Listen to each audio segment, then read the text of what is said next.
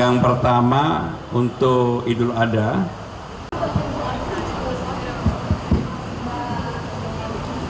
Assalamualaikum warahmatullahi wabarakatuh.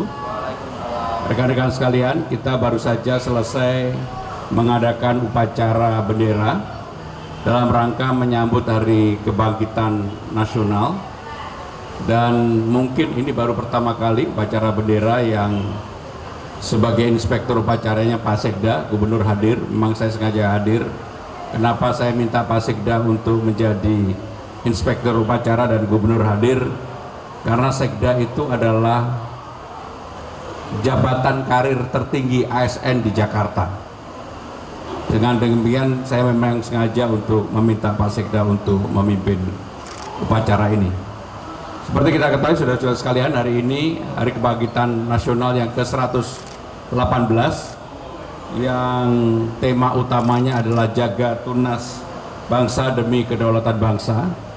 Tentunya seperti yang tadi dalam pidato yang dibacakan oleh Bapak Sekda, bahwa tantangan kita sekarang ini bukan lagi persoalan teritorial, tetapi lebih pada bagaimana tentang kedaulatan digital, kedaulatan informasi, terutama bagi tunas bangsa sesuai dengan PP yang telah dikeluarkan oleh pemerintah Republik Indonesia dan juga peraturan menteri yang ada.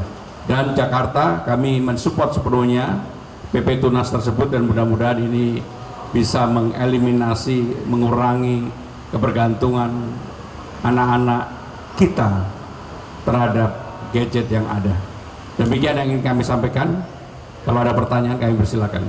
Pak, izin dari Antara, izin isu lain langsung ya Pak, terkait dengan pendapatan PLTSA yang pembangkit listrik tenaga sampah, itu mekanismenya nanti pendapatannya seperti apa Pak? Apakah pendapatannya akan dialokasikan untuk pengelolaan sampah atau akan menjadi tambahan pendapatan daerah saja? Terima kasih.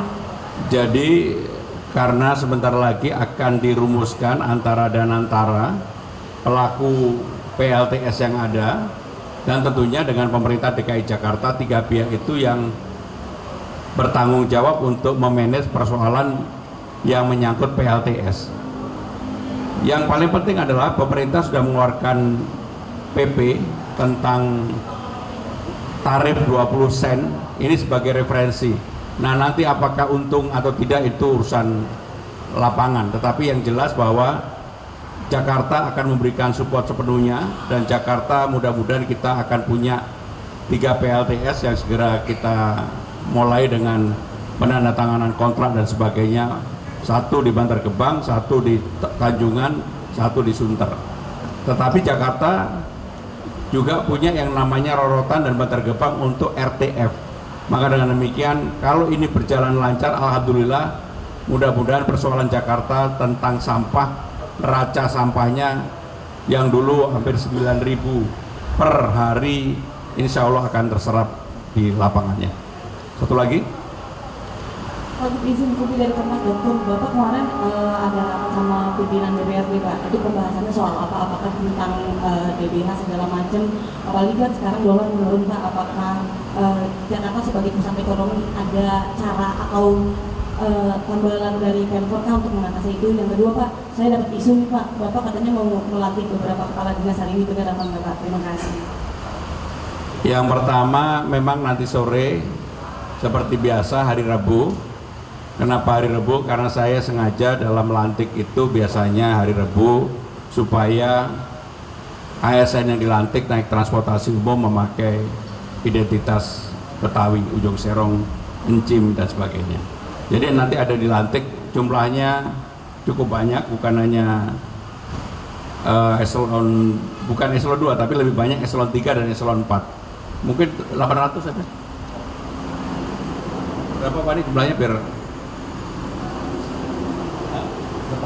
891.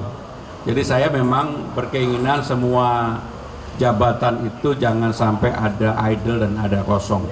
Karena organisasi itu tercermin bagaimana berjalan dengan baik, sudah tidak ada lagi PLT, dan hampir selama kepemimpinan saya tidak ada PLT lagi. Semua begitu ada kekosongan, jabatan itu langsung diisi.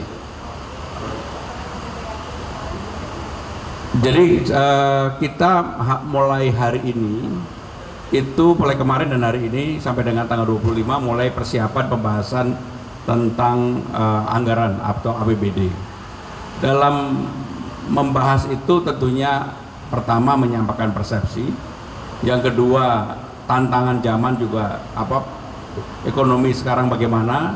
Nah itulah yang dipersiapkan oleh pemerintah DKI Jakarta. Nanti detailnya kalau sudah tim TAPD yang akan dipimpin oleh Pak Sekda secara langsung untuk hal tersebut. Nanti teknisnya dengan Pak Sekda.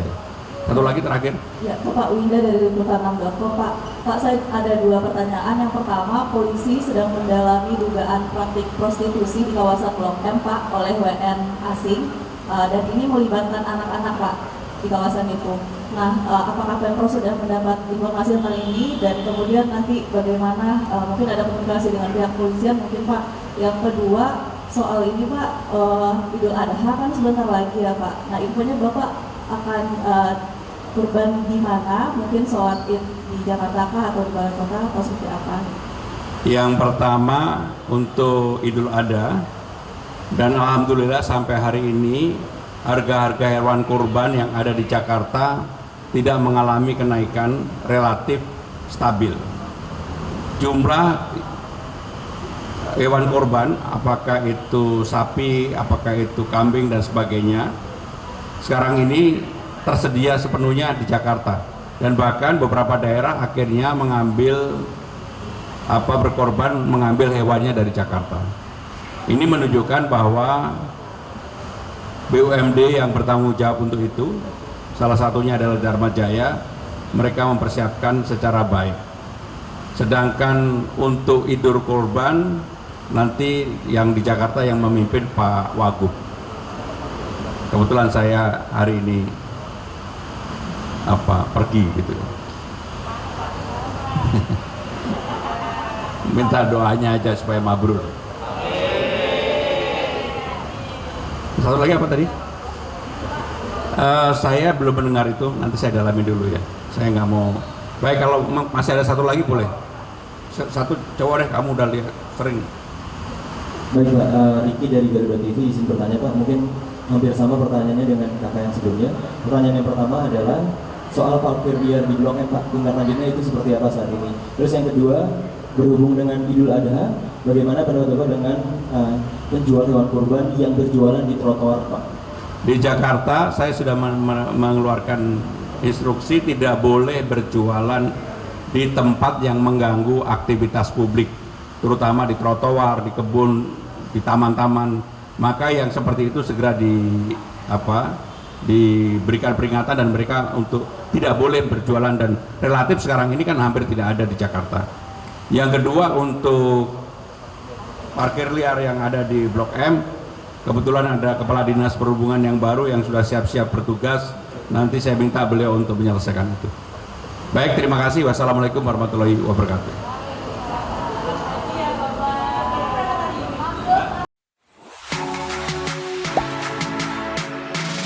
Gak sempet baca?